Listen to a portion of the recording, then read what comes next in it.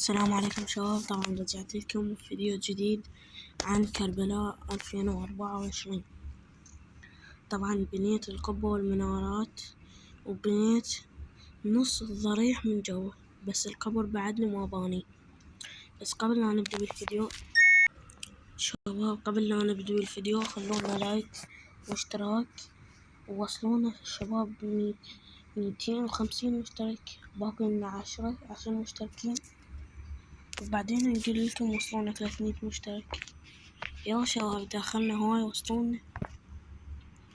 طبعا هسه خلي اقول لكم شنو رايكم بالقبة وهذول المنارات والساعة.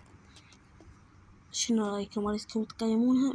بس هاي اللي قلت لكم عليها، القبة والمنارات والساعة، اريدكم تقيمونها من 10.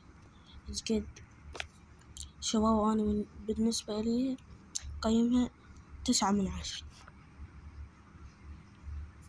يعني شباب 9 من 10 يعني مو كلش. بعدني أريد أبني بعد أشياء هنا، القبب الصغيرة وبعد أشياء.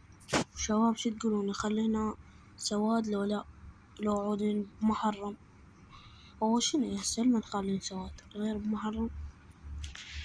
شباب راح ينزل فيديو غسل القبة، يعني لو فد شوية لو باكر. انتظروا شباب الفيديو الجاي. هسه شنو نشوفكم الضريح الجوي؟ لا خليها من نكمل المرقد كامل. هسه شوفتكم بس القبة والمنارات.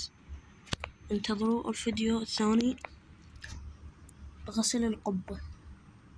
خلونا لايك واشتراك، اهم شي الاشتراك واللايك. وبعد السلامة، انتظروا الفيديو القادم.